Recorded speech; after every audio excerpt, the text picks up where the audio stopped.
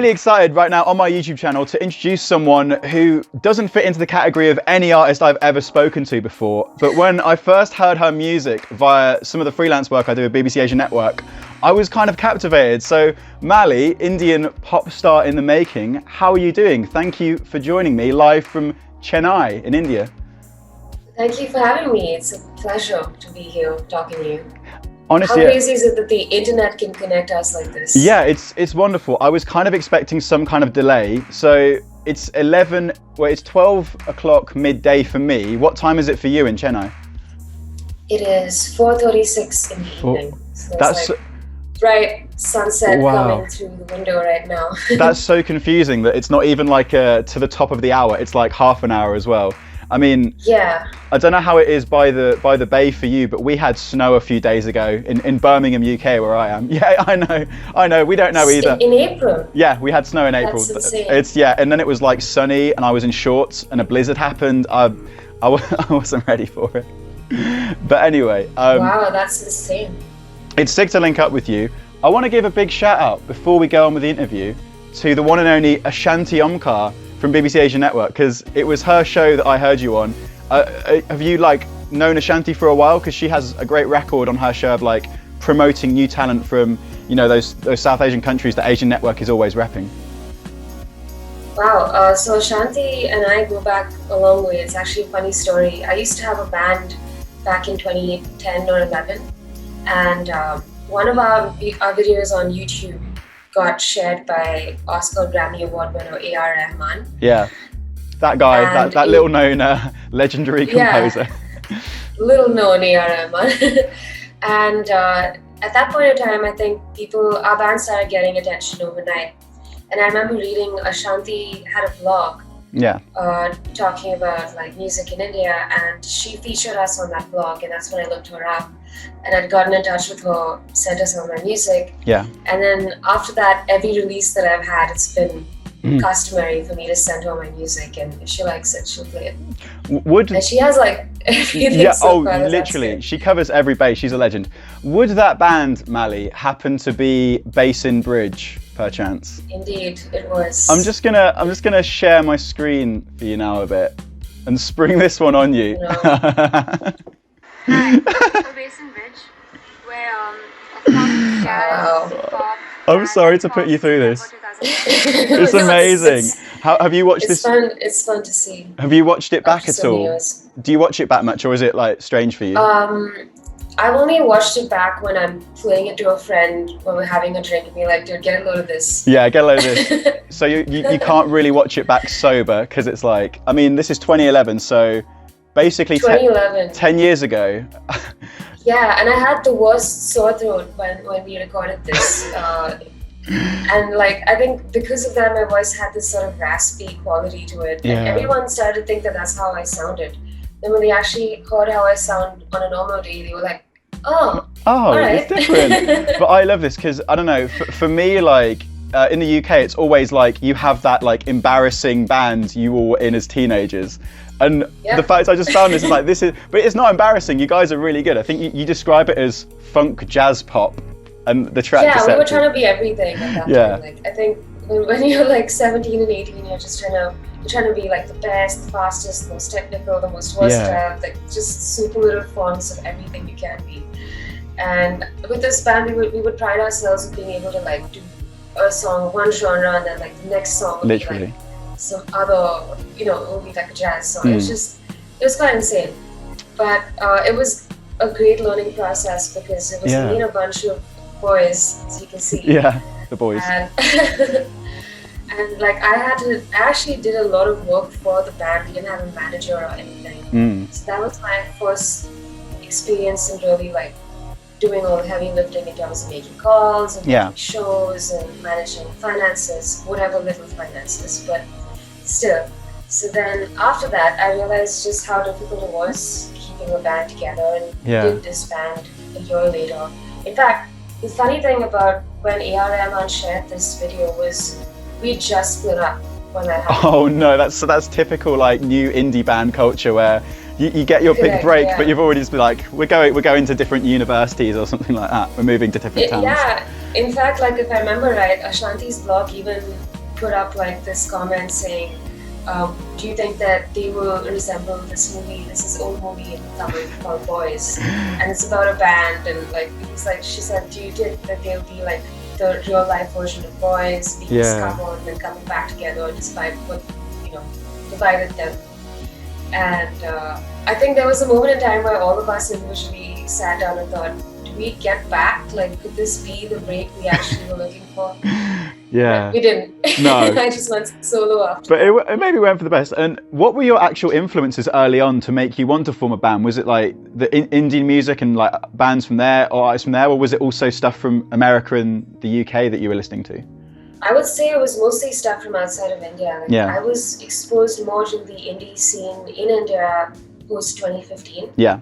When I moved to Bombay, because in Chennai there was not as big a scene, in a sense that there were just a few bands that were gigging and releasing music independently and doing a good job of it. Otherwise, in Chennai, it's mostly cover bands and a huge scene for Indian film music, like film music, and world music and Carnatic and all of that. So independent music was not something I really got into until I moved to Bombay. Yeah. And that's when I was really exposed to all kinds of different bands from cities like Delhi and Calcutta, and I'm just like, where have I been? Yeah, I mean, there's so much culture there. Like, I think it's frustrating to me from, I think, a Western point of view, like outside of Asian network, our radio stations don't really play Indian artists at all. And I find it funny because we play loads of, K-pop, we get loads of Spanish-speaking pop and some Japanese music coming through, but weirdly, like, the South Asian music hasn't quite made a mark yet. There's people like Priya Ragu, who you might know, who are like starting to make an impact. And I guess, is that an aim for you? Because I think you could be amazing. We should coin iPop as a term now. Yeah, iPop, I love that. It's coming, man. It's a wave. We're coming for you. We're coming to the radio station near you. Yeah, that's the plan. I mean, I noticed that you follow Coldplay. I don't know if there's someone you're particularly into, but there are some bands that from the UK just so global. As much as everyone else's. I mean, they're not my favorite band in the world, but then, I mean, I do love a lot of their stuff, and I think they're quite identifiable sound-wise. And it's interesting how they're one of those bands that started off as being very much in the alt space and then switching over to a more top 40 sound. Yeah. I mean, in the way that they still retain parts of what they were. Absolutely. Oh, I find it amazing, because you're right. Like the early stuff like Parachutes and Rush of Blood, it's like very indie and closed off, and then suddenly it's tracks like Viva La Vida and Hymn for the Weekend, and I think they might have shot a video in India somewhere. I can't remember which one. Did. Yeah, I think that might be Hymn for the Weekend. Hymn for the Weekend. That's the one. That's a good track. And my flatmate would play that song every day, like at least 100 times. Like so, and she would forget that something is on repeat. She would just leave it out. It's like white noise. Yeah, and so I'd be having a conversation with her over tea, and then I'd be like, is it just me, or is this the 5th time you heard the song? I mean, I don't think I could get bored of it. Maybe you've got to the point where you're just sick of it if you hear it, but it's a good enough song to. I mean, now when I listen to it, it just like instantly transports me back to that time. Yeah, the memory. It was like Feb 2016 or something like that. Yeah, 17. Around then, and it was just it's like a time capsule. It is, yeah. When I think about it. I think music has that effect. Yeah, well, there you go, snap. That's literally what I was about to say. But you've got your solo career now, and it's just absolutely incredible. I mean, the debut album, Caution to the Wind, it was, I think, Mundane, the first track that I heard off it, and it's clear to me. I think you were saying in an article that I was reading, you come from this kind of rock pop background, but you were working with the producer Amod Bao, who's more electronic. So you get this really wonderful fusion of alternative sounds and then electronica, which, Mundane, I think, is a great example of that. Mm-hmm. Yeah, and I mean, like, I just, for me, synth pop and like 80s new wave is like a guilty pleasure. Yeah, I thought it was 80s. And like, I know, I've just been raised with a lot of that music, so this, in many ways, is me paying homage to this sound that actually I've always liked. And it was a good experiment because I wouldn't consider myself a producer, but this was my first effort at co-producing something. Yeah. And it was all thanks to Arnab for sort of pushing me to do it. Because I came to him and I said, listen, I don't even have demos recorded for these songs, but come over for a chai and I'll play them for you, I'll perform them Payment for you. in chai of that. Yeah, so he came over for a chai and I had to like do a one-person performance for him where he did like all of these songs. And he's like, yeah, I think we have an album here. And that's amazing. We sat together. Yeah, and so like sometimes I'd have an idea and I'd be like, hey, I don't know, what if we made this sound, like what if we did like these notes and we use this sort of tone, like, you know, in this song, and I play him a song. And he'd be like, cool idea, yeah, all right. Anyway, he was able to, and I'm gonna make the coffee. So you can try it out yourself and see what happens. And so I'd sit there and I try and figure it out. But because he pushed me to do that, like I really also brushed up on my production chops, and it was overall a success before the album being released because I'd learned so much. Yeah. And I think it's really cool, and you can hear it, that you went to him, didn't you, and said, you know, I want to make an album, and then you spent all that time demoing. I think a lot of artists, it's like when they're making an album, they've already got a handful of singles that they've written already, and then they sort of have to write songs to fit around them. But you had a whole body of work written over the same period, and that's maybe why the album feels so cohesive and like coherent to listen to. To be honest, it wasn't all written around the same period. Like Mundane, for example, was written in 2014. Oh wow, fair play. Yeah, it's demoed. I was like 21 actually when I wrote it, so there's that. And then Really Not Really is the oldest song. It was written, I think, in 2012. Yeah.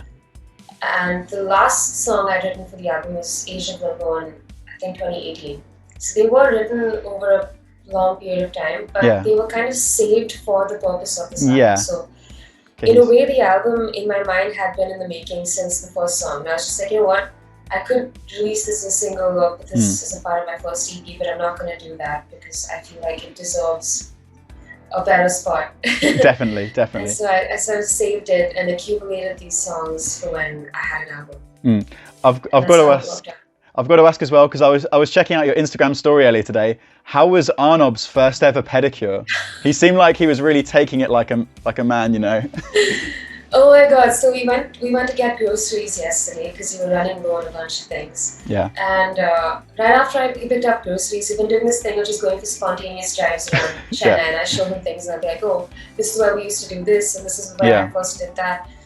And so just when we were driving back, I realized I really needed to go get a pedicure and like a little bit of just basic grooming. Yeah. So I was like, Arnob, would you be open to the idea of, and he goes like, I'm ready.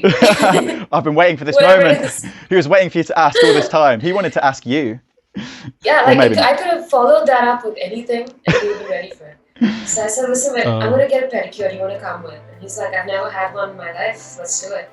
So we found the first salon close to where we were. Yeah. We just went there and they just happened to have massage chairs and 2 chairs together on like a cabin. He's like, and we get to hang out while this happens? I'm just like, yeah. He's suddenly realizing. Like, what do you think girls? Yeah, that's the girls' experience that they're missing out on the whole time. Guys need to open themselves up. Girls have got the right idea, like, honestly. So I think now Arnav might just make it a habit. Definitely. I'd love to see that. I'd love to see those links. I enjoyed that. Yeah. Another thing about the album that I really love, and it's not the music, but the cover art is very kind of captivating. You know, the flamingo float on the ocean. And I was reading that you actually had a real experience in the bay, didn't you? Like you were on a boat sailing off Chennai, and you saw someone like throw the flamingo float in the water, and then you had that sudden moment seeing it. So I find that amazing that it was a real life experience that kind of inspired that cover. Yeah, for sure. I think I held off on the album art concept for a very long time because it's easy to conceptualize art for a song because there's like a singular idea. Yeah. But then when it came to the album, there's like, how do you tie together all of these different songs and things that I want to say into one piece of art that sums it up? And so I started thinking about, I think I just told myself that, whatever it is, it will just make itself clear to me and I will just be patient with the process. I feel like I'm going to have this epiphany and that's going to inform what the album cover art will be. And at that time, Chennai was opening up slowly to leisure activities. Movie theaters opening. And there was this group in Chennai called Fortifying India. Shout out to them. Absolutely. And they were mostly a bunch of guys who were into sailing. Yeah. And they were trying to get people to get into sailing as a leisure activity, not as a sports racing activity. Yeah, that's good. And yeah, so they were doing this thing where they were getting a bunch of influencers and not that I'm one, but well, I think you are. I think Chennai, you are. People around Chennai who belong to certain circles, spread the word. So they got the F-16s, which is another band you should check out. Will do. And I'll link them. Of friends. Yeah, they're awesome. You really like their stuff. Link in bio. And I'll put it in. Link in bio, yeah. The F-16s. And a bunch of other friends. We got on 2 sailboats, went out into the sea. And just while I was on one of the sailboats, this other sailboat was passing me by. And there were like people standing a single file looking forward. And then there's also this flamingo float that's on the boat, just looking in the same direction. I'm just like, what is that? Why is it there? What is that crazy visual just now? This boat passing you by, and there's like 5 men standing looking into the horizon, and also a flamingo. Wow. I just found that hilarious. Yeah. And I had no plans of jumping in or anything. I didn't even change clothes back then. In fact, someone lent me a jumpsuit. Wow. To wear because, I don't know, like she said, I want to try something else. But we got into the middle of the sea and they asked one of the guys from the F-16s to bring a guitar, so he brought his guitar.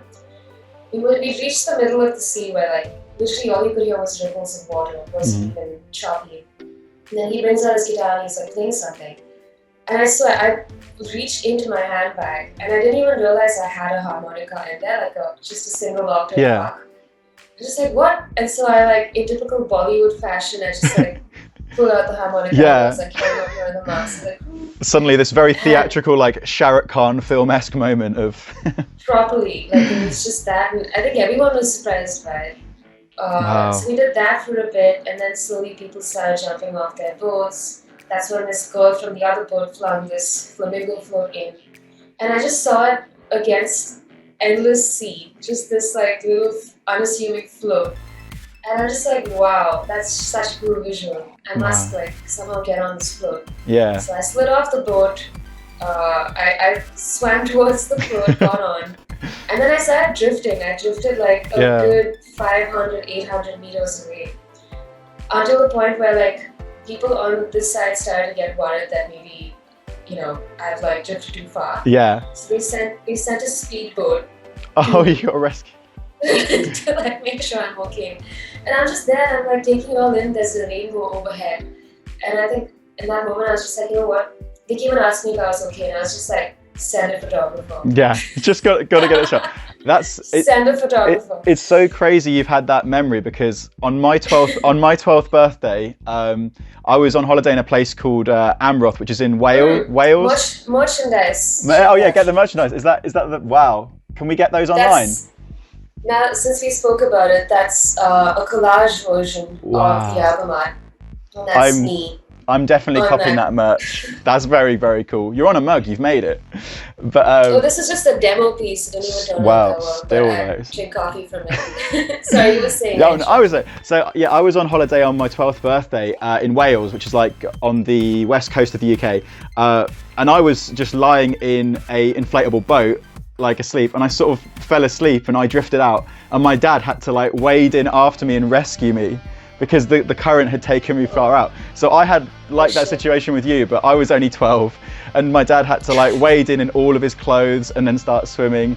And if I drifted out, they would have had to call the Coast Guard or something, but luckily I escaped. Wow, and this is the Atlantic, yeah? Yeah, and we have a photo, exactly. We have a photo of the boat from our balcony, and the boat without me in it ended up drifting out a mile out to sea or something.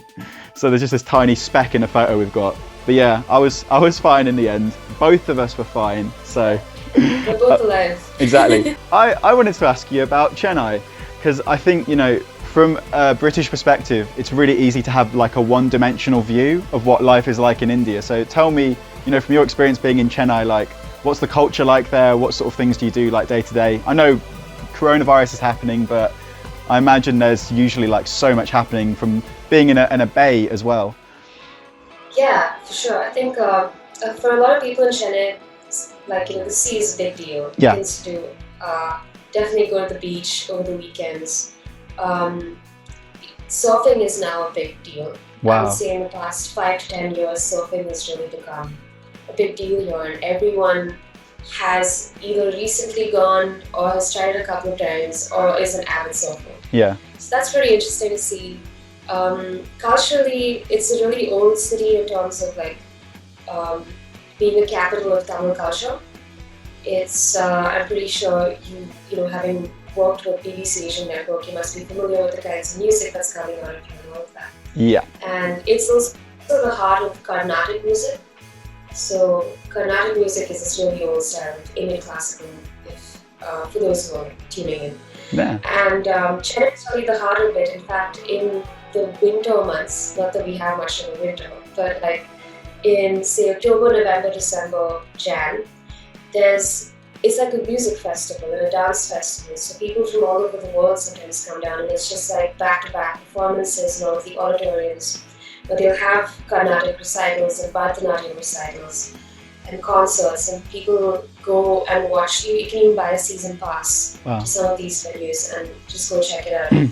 So that's a very big deal in Chennai, and that gets translated into the film music. So a lot of the film music that comes out of here has a heavy Carnatic influence, but of late it's been more urban and like hip hop. I get you, yeah.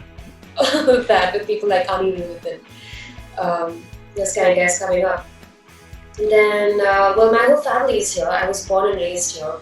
3 generations of my family have been here. So that's so incredible.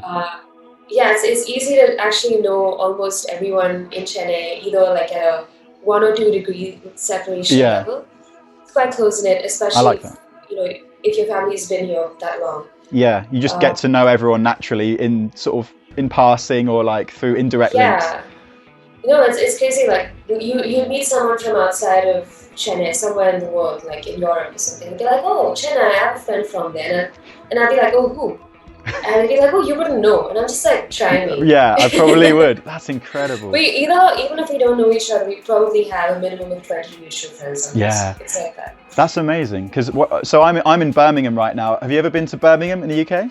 I have. Well, just amazing. Like one afternoon. That's so cool. We had like Indian food in Birmingham. Oh yes, yeah. We have like a really rich culture of like Indian restaurants all over the place, Baltis, and Birmingham is like that. It's like even though we have a city of about 1 million people, it's small enough that you seem to just get to know everyone. And if you go to London, it's like no one will ever know who you are in London. But in Birmingham, you'll just be like, "Oh hi, I've just bumped into you, my like friend from school in the city centre."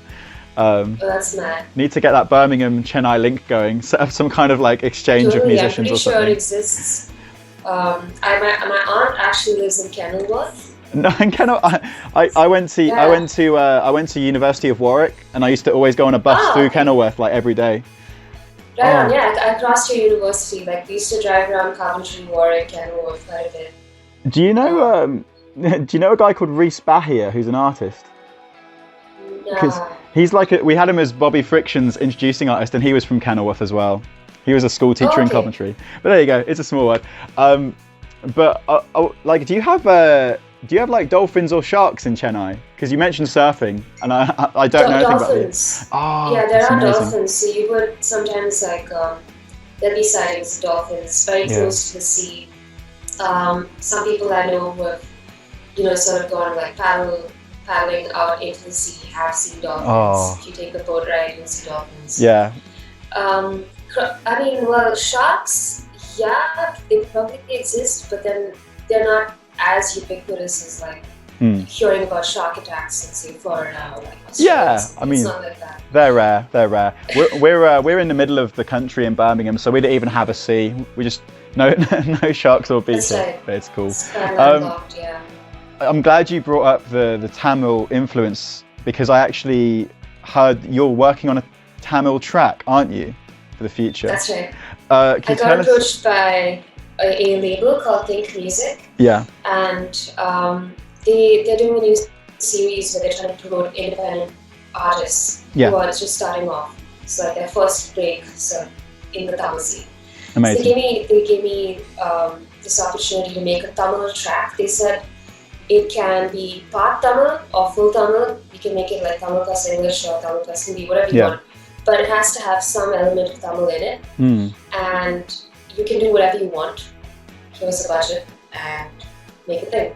So then I said, what would be interesting is if I have to do something in Tamil, is really bring my style of influences into this, because otherwise, like, not to offend anybody by saying this, but a lot of Tamil music that comes out independent and otherwise sort of conforms to a sound. Yeah, quite traditional. A set pattern of like melodic choices and rhythmic choices and all of that.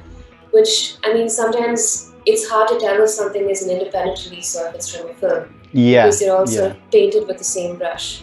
Absolutely. And so I wanted to do something different with the song, and it's a full-on like synth pop sort of song, which I doubt exists in this part of the world. Yeah, but I love that, because I think that's people like you are going to bring that fusion of influences, and that's how new things get made. So now it's like you're combining that culture and then creating something in Tamil that's probably going to be a whole new genre. Like you won't be able to label it because it won't have existed before. Yeah, and who knows, maybe there's someone else who's been like, I had this idea, I wanted to do something like it, and then I don't know if it'll inspire, but at least there'll be more things coming on. What Tamil or just any artist should we be aware of? And I wanted to ask you, do you know Cartel Madras, who are in Toronto? Yeah, so I love follow them. They're so good. They're crazy. Amazing. Yeah. Would you hop on a track with them? I think they're a bit. I would love to. Because that'd be. Oh my God. Yeah. They're bars. That's insane. I follow them. I even sent them a message on Instagram. Really? Yeah, no, Bobby Friction got me into them, and I was like, oh my God. I was a little bit like, because I had to take all the swear words out of their songs to play on radio, and there's a lot. But I just love them for it. I don't think I know any artist in the world who's quite like them right now. Yeah, no, they've got so much swag. I love it. Absolutely. And it's like, though they are Canadian, they're also like, I relate to them as like, oh, you could have been anyone from Chennai that I would know, Yeah. They're sisters, right? Yeah, I think so, yeah. No, it's pretty amazing to see. So it's just like, because they're of Indian origin, even though they live in Canada, they are in some way inspiring a whole lot of people here. Oh yeah, absolutely. Definitely. This crossover, I feel like there's a lot of potential in this crossover diaspora audience with independent music. Absolutely, that's a beautiful word, diaspora.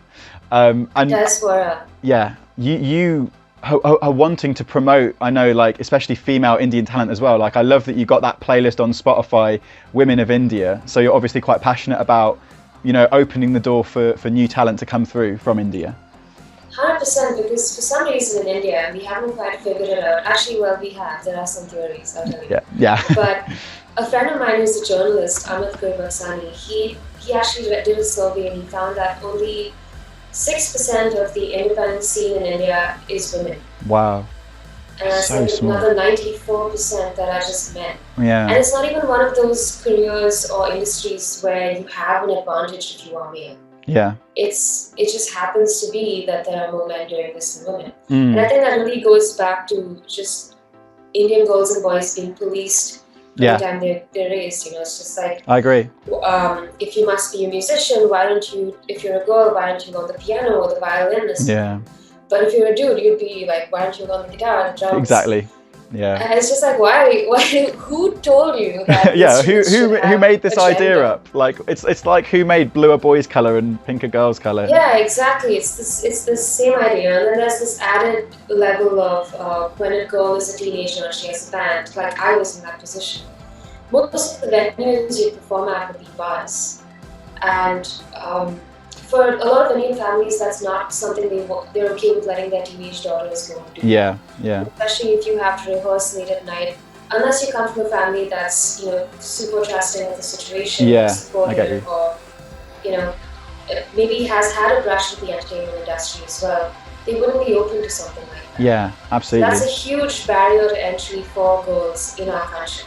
Yeah. It's just like on one level the safety angle of it, and the other level is like just the association of roles within music as being roles. Definitely. Like you find so many singer-songwriters and singers who are female in India. Yeah. But very rarely would you find instrumentalists or sound engineers or producers who are women. Absolutely. So I'm really passionate about changing that, because there is no reason that this should be the case. I agree, it's great. But I think just by existing and doing what you're doing, you're at least going to be a role model to one young girl now, and I'm sure like even more than that. So I hope that going forward, it's crazy because we have the same problem in the UK. It's like, if you look at our festival lineups, there's so many men on them and barely any women. And there's actually a girl who I know who goes on the lineup, and what she does is she photoshops the lineup and removes every band who don't have a female member, and the lineup is just empty. And it is like such a disproportion, and you have to go back to the really young age of boys and girls, and for whatever reason girls are just sort of not supported and encouraged to make guitar music in the same way as boys are just sort of expected to. So it's like challenging that attitude. No, for real, and I think that that's going to take some undoing. And I have faith in the scene, because like in the past few years alone, I've seen so many girls get in, and girls I'm saying, you know, girls as young as like 16 and 17, who have, you know, become bedroom producers, who are releasing music. Absolutely. All of the distribution tools are so accessible to us that I can sit here in this room and make an entire album. It's amazing. And distribute it sitting on the same chair. Like, when before have we been able to have Absolutely. So, a lot of girls now have access to just bedroom producer tools, and you know, have had the time to sort of hone their craft in a sense that they are exposed to so much nuanced music that they're better songwriters at that same age. They're better producers. They're also like good about their brands on, you know, Instagram and all of that.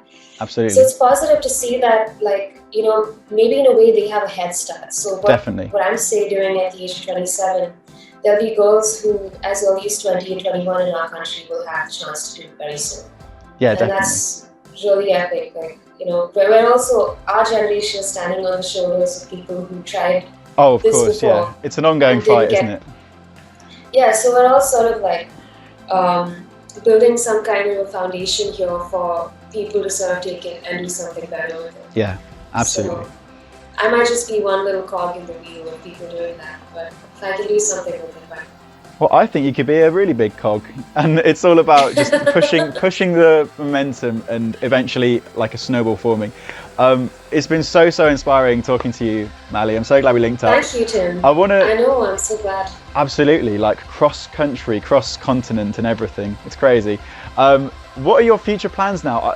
Do you feel like you could do a global tour? Because I know you've actually played at Wembley Stadium before, haven't you, in the UK, and Le Zénith in Paris. Yeah, at the SSE Arena, yeah. That was quite Wembley insane. Arena. Yeah, and that's thousands of people. So do you have plans to try, when the world starts opening up properly again, to tour around, you know, Europe and Asia?